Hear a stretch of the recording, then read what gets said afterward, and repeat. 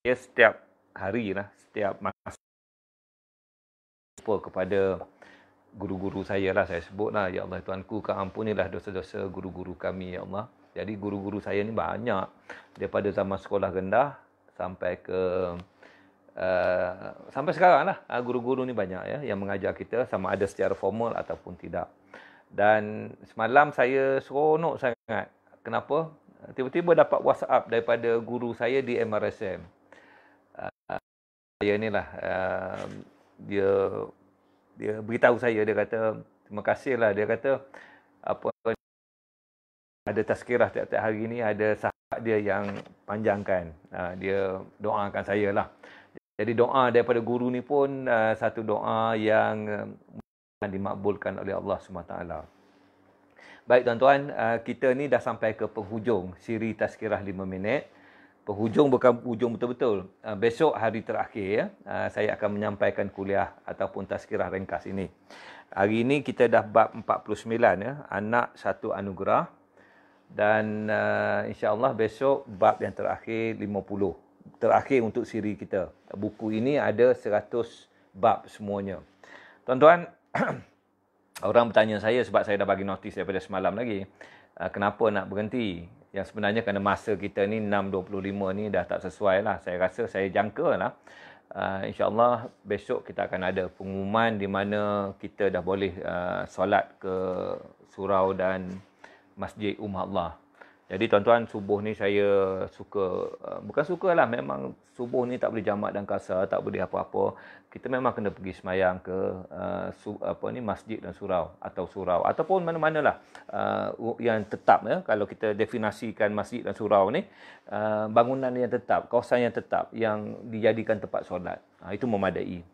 Jadi tuan-tuan dan puan-puan, ketika mula COVID-19 dulu, Masya Allah, subhanallah, ramai yang saya dengar bersungut lah. Maksudnya memperkatakan tentang kita dah tak boleh nak pergi ke rumah Allah, tak pergi ke masjid dan sebagainya.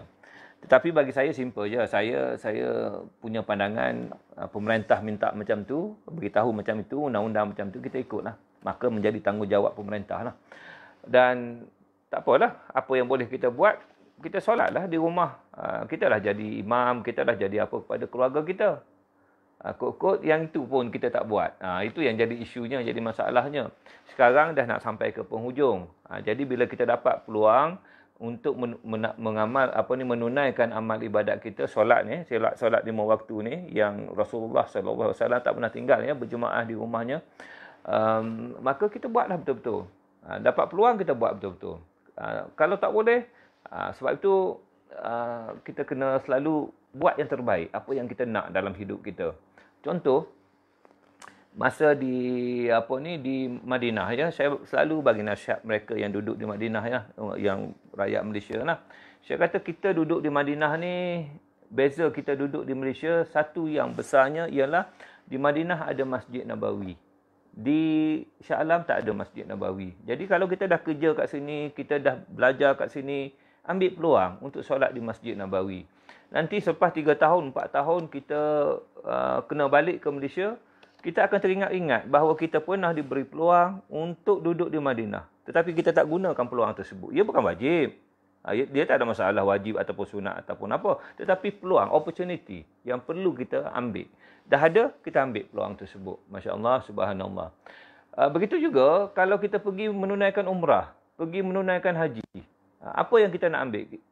Di antara satu umrah dengan satu umrah terhapus dosa. Barang siapa yang memasuki Mekah untuk menunaikan haji dan umrah, jaga tingkah laku dia, jaga perangai dia, balik sesuci bayi. Benda-benda macam gitu kita cuba. Ada peluang kita pergi. Kita ada duit, kita pergi. Masya Allah, subhanallah, Allahu Akbar. Dan kita ambil kesempatan tersebut betul-betul. Tapi ramai juga orang yang pergi ke Madinah, pergi ke Mekah, menghabiskan masa dengan duduk di hotel. Ramai. Saya biasa bagi ceramah dan saya ada manual dia yang menunjukkan bahawa ada orang ni dia rela dia solat di di surau-surau hotel. Ada Masya Allah, subhanallah. Yalah, Masjidil Haram depan kita, Masjid Nabawi depan kita. Ambil peluang tersebut untuk pergi. Dan tuan-tuan dan puan-puan, selagi kita hidup ini, kita ada diberi peluang oleh Allah SWT. Jadi janganlah kita menyesal besok. Apabila kita meninggal besok, kita minta dengan Allah. Kita kata apa? Masya Allah. Kita minta, ya Allah bagilah peluang aku balik semula ke bumi. Aku nak buat yang benda aku tak buat dulu. Yang utamanya apa? Sedekah. Sedekah ni cukup besar lah. Dia tak kata tentang solat, dia tak kata tentang puasa, tetapi dia kata tentang sedekah. InsyaAllah, subhanallah, Allahu Akbar. Dan Allah telah berjanji kepada kita, apa yang kita sedekahkan, apa yang kita hadiahkan pada pada masyarakat lah, untuk kebaikan masyarakat, dia bayar balik berlipat kali ganda.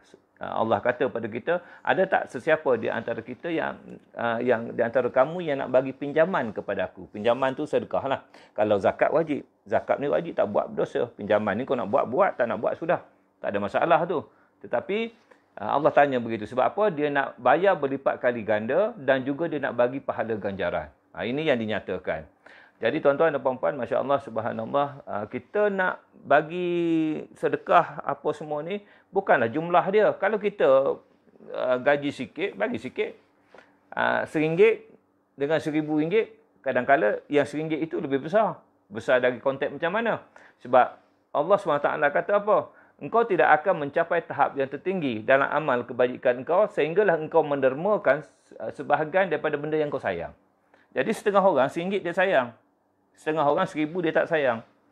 Tuan-tuan dan puan-puan, Masya Allah. Ini sebab itu dalam Islam ni dia sangat menarik lah. Dia begitu, kalau kita study betul-betul kan. Memang Allah tu maha pengasih, maha penyayang. Allah itu bersifat maha adil dan saksama. Maksudnya semua orang akan mendapat peluang untuk membuat amal kebajikan. Itu penting. Jadi, InsyaAllah lah. Maksudnya, kalaulah COVID-19 ni dah okey semua, tuan-tuan boleh jemput saya untuk berceramah di surau, di masjid. Inilah kerja saya sejak balik daripada Madinah, menjelajah daripada satu surau ke masjid dan sebagainya. Dan saya tak kisah surau besar ke, surau masjid ke, masjid yang macam mana. Yang saya naknya, mikrofon tu okey. Itu saja saya beritahu. Kalau mikrofon tak okey, cakap bergema-gema gitu, memang saya tak pergi 2 kali. Kenapa? Sebagai seorang penceramah, dia nak biarlah yang dia sampai itu, mesej tu sampai, dengar. Tak nak ikut, itu soal kedua. Tuan-tuan dan puan-puan, jadi nak jemput saya ni mudah saja, free. Tak payah tanya apa-apa. Kalau saya setuju, tak usah tanyalah apa-apa. Free of charge, hotel dan sebagainya pun saya sendiri. Saya akan tanggung sendiri, insyaAllah. Baik. Allah, sedih juga ni. Setelah 49 hari, 50 hari, kita bersama. Tuan-tuan dan puan-puan, insyaAllah besok kita akan siri yang terakhir. Baik, tajuk hari ini bab 49, bermakna kita dah hampir 50% daripada buku ini. 50%, kita ada 100 bab. Kita dah study, kita dah sebut, kita dah ungkapkan lebih kurang 49 bab. Hari ini 49 dan mudah-mudahan ada manfaat dia. Tajuk hari ini menarik dan boleh dikatakan semua kita ni ada benda ni. Tetapi yang tak ada benda pun kita boleh ceritakan. Tajuk dia apa? Anak satu anugerah. Tuan-tuan dan puan-puan, kita kahwin, memang seronoklah dapat anak. Orang lelaki yang dalam kepala dia ni, dia seronok dapat anak. Pasal apa? Saya tak cerita orang lain. Saya cerita perasaannya. Kadang-kadang kalau kita dapat anak ni, kita rasa, okeylah, settle lah. Maknanya kita tak mandul. Ini pula yang kita takut. Kan? Takut orang kata kita mandul dan sebagainya. Baik. Yang ini penting ya, saya nak cerita. Tuan-tuan dan puan-puan, Masya Allah, Subhanallah, Allahu Akbar. Allah kata apa ya dalam Al-Shura ayat 49 hingga 50. Maksud dia kata apa? Dia menganugerahkan anak-anak perempuan kepada sesiapa yang dikehendakinya dan menganugerahkan anak-anak lelaki kepada sesiapa yang dikehendakinya. Atau dia menganugerahkan kedua-duanya, iaitu anak-anak lelaki dan perempuan kepada sesiapa yang dikehendakinya. Dan dia juga memandulkan sesiapa yang dikehendakinya. Tuan-tuan, ada 3 perkara di sini ya. Yang pertama, dia anugerahkan anak perempuan. Dia bagi anak perempuan je. Kakak yang pertama, dapat anak lelaki semua. Ada orang dapat anak perempuan. Tapi berapa ramai orang yang dapat anak perempuan semua sekali? Rasa duka cita. Allahu Akbar. Duka cita pasal tak ada anak lelaki. Ada orang ada anak lelaki semua sekali. Ada duka cita tak dapat anak perempuan. Ada. Bukan tak ada. Masya Allah, subhanallah. Tetapi yang saya nak cerita kat sini, ada orang kahwin tak dapat anak. Oh, sedihnya. Macam-macam dia punya tu. Kita minta dengan Allah. Tetapi Allah dah kata dah. Dia kata apa? Sesiapa yang dia juga memandulkan sesiapa yang dikendakinya. Dia yang hendak kita mandul. Maksudnya kita tak dapat anak. Jadi bila orang faham tentang macam gini, orang sedih sangat duduk sampai sedih sungguh-sungguh sedih sampai dia melawan kehendak Allah Subhanahu Wa Taala tadi, kita bacakan ayat ini cerita. Saya selalu pergi beritahu, puan, Allah kata apa? Allah kata dia memandulkan sesiapa yang dia nak mandulkan. Dan anak ini adalah anugerah Allah. Tuan-tuan dan puan-puan, tetapi kita yang boleh kita buat, kita berusaha, kita panggil ni, kita berusaha dan juga kita berdoa kepada Allah SWT. Kita tak tahu dia mandulkan kita ke tidak. Kita tak tahu tu. Ada orang selepas 10 tahun baru dapat anak. Tetapi yang lebih penting lagi, tuan-tuan dan puan-puan, kita seronok dapat anak. Tetapi ada juga anak yang dikatakan sebagai satu ujian. Pasal apa? Anak yang Down syndrome ke? Anak yang banyaklah yang jenis macam-macam dia punya ni macam tak normal seperti orang lain. Tuan-tuan, ujian yang itu besar tau. Maksudnya dapat anak kita seronok, tapi dapat anak yang tidak normal. Macam orang ramai-ramai, sedih. Yang sebenarnya Allah uji kita. Ujian ini adalah ujian ketabahan kita lah, dan untuk supaya kita lebih hampir kepadanya. Dan saya melihat ramai kawan-kawan saya adalah yang begitu. Tetapi mereka bersyukur. Dan kita katakan ini anak-anak syurga semuanya. Sebab dialah yang boleh membawa, salah satu caranya yang membantu kita bawa ke syurga. Tuan-tuan, budak-budak ni yang macam ni, dia dah tentu dah ahli syurga. Kita belum tentu lagi. Jadi tuan-tuan dan puan-puan, Masya Allah, bila anak ni sebagai satu anugerah, contohlah, sekarang COVID-19 dah nak habis dari sudut setengahnya, ya, maksudnya besok ni ataupun lusa ni dah boleh pergi ke surau, ke masjid, saya jangka begitu. Tolonglah, bawa anak-anak lelaki pergi ke masjid, jaga dia.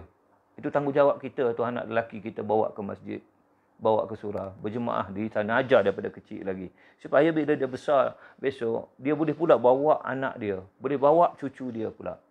Yang perempuan, solat di awal waktu. Ini penting.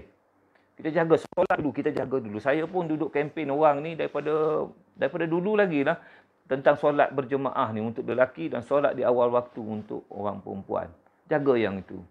Jaga anak-anak kita, ajar daripada kecil lagi supaya jangan duduk mengumpat, jangan duduk popek, duduk sibuk pasal orang, apa semua kan. Kita ni berat tau. Orang buat macam ini pun kita kutuk. Orang buat macam ni, orang buat baik pun kita persoalkan. Kita mempersoalkan dalaman hati orang. Itu yang jadi susah tu. Tambah ada Facebook ni. Ya Allah, macam-macam. Jadi tuan-tuan, kita jaga diri kita, jaga anak kita. Allahu Akbar. Anak saya, Sofia tu, dia ada channel dia sendiri. Channel baru buat je dua siri untuk dia belajar masak dengan mama dia. Dan mama dia kata, Sofia, apa ni, pergi ambil buku salin resipi. Salin ni apa semua ni, buat ni. Anak saya kata apa? Mama, orang tak buat dah macam tu sekarang ni. Baiklah Sofia ambil video, Sofia rakam, dan biarlah kawan-kawan Sofia boleh share. Dia punya pendapat budak-budak zaman sekarang ni macam tu. Dia 2 siri keluar dalam YouTube. Tiba-tiba ujian pertama dia. YouTube kata apa? Tu lagu tu. Oh, dia sedih. Terencat sikit budak. Umur 16 tahun, 17 tahun. Itu tak apalah, dia ubahlah sikit. Kan? Maksudnya tak masuklah muzik. Yang keduanya, ada Masya Allah, subhanallah. Ada TV station nak jemput dia ke TV station lah untuk promo. Menangis budak tu. Menangis pasal apa? Tak nak pergi. Jadi tuan-tuan, anak ni pun biasa-biasa. Kalau anak lelaki saya, nak TV panggil. Meloncat dia. Ada yang nak famous, ada yang nak ini. Yang ini tak nak. Yang ini dia jenis bangsa kerja di bahagian belakang. Jadi tuan-tuan, kita kena study anak kita ni. Perangai dia beza-beza. Mak ayah saya 12 orang anak. Beza-beza perangai. Jadi kita sebagai ibu bapa ni kena tengok betul-betul. Saya kata apa kat sini, Masya Allah, kelahiran mereka bermula seumpama kain putih. Suci, bersih dan langsung tidak ternoda. Ibu bapa lah membentuk mereka menjadi Yahudi dan Nasrani. Tuan-tuan, anak ni betul lah anugerah kita, disertakan dengan tanggungjawab. Terima kasih. Hari ini istimewa sebab kedua terakhir. Ya. Hadiah banyak. Ada 6 hadiah dan yang satunya permintaan minta supaya dihadiahkan buku Au revoir. Au revoir ni selamat tinggal dalam bahasa Perancis. Dia kisah ini untuk anak-anak lah, sebab hari ini anugerah untuk anak itu sebagai satu anugerah. Buku ini bagus dihadiahkan kepada anak-anak yang tengah remaja. Cerita perjuangan. Satu kisah di Perancis, satu lagi di kisah di UK. Belajar di Perancis, belajar di UK.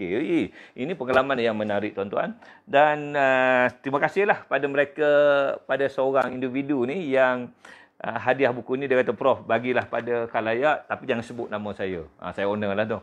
Dan begitu pun saya nak sebut sikit. Dia mempunyai anak yang dia panggil anak istimewa. Dan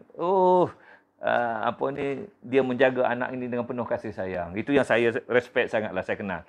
Dan hadiah ini daripada beliau. Yang kedua, satu set buku baru kami, dia mahu daku ke sana, buku Rosa, dan juga buku yang ditulis oleh saya, Ceritalah Dia Ada di Sisi. Ini 2 campur 2, 4. Dan bersama kita juga Surah An-Nur. Surah An-Nur, Selcom. Dia orang ni sponsor sampai 5 hari. Tetapi disebabkan besok saya dah nak tamatkan, hari ini kita bagi 2 hadiah. Hadiah buat suami, 2. Dah 4 hari, 4 dah hadiah. Tinggal 1 lagi besok untuk Selcom ya. Unit Surah An-Nur Selcom. Jadi kita ada 6 nama di sini tuan-tuan dan puan-puan, masya-Allah. Esok lagi banyak ni. Jangan lupa besok ya. Maizatul Akmal Abdullah, Kadengah Musniyah Tenreng, Tok Mama Zainun, Niza Ali, Abdul Rahim Palak. Okey, ada 6 nama. Kontak saya 019-315-444. Kita seronok-seronok sikitlah. Maizatul Akmal Abdullah, Kadengah Musniyati Tenreng, Tok Mama Zainun, Niza Ali, Abdul Rahim Palak. Tuan-tuan, ada salah silap sepanjang kita 49 hari bersama. Minta maaf banyak-banyak. Besok last, takut terlupa besok nak minta maaf. Hari ini saya minta maaf awal-awal bahawa kalau ada salah silap, kadang-kala kita berkata, orang kata mengutuk. Kadang-kala kita bercerita, orang kata belagak. Tuan-tuan dan puan-puan, tidak. Apa yang saya tuturkan pada tuan-tuan dan puan-puan yang sebenarnya satu daripada hati saya, supaya kita sama-sama menjadi manusia yang lebih baik. InsyaAllah suatu hari nanti, bila sampai masanya, kita dijemput oleh Allah SWT untuk memasuki syurga tanpa dihisap. Assalamualaikum warahmatullahi wabarakatuh.